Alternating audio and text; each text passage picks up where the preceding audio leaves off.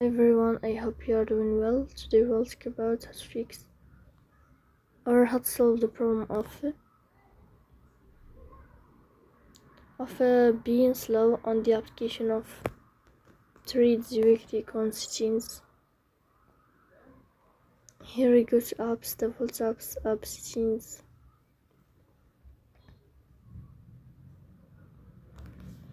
Then this page you search about threads and you click.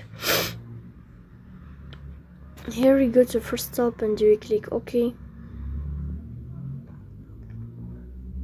Here we go to setting to storage.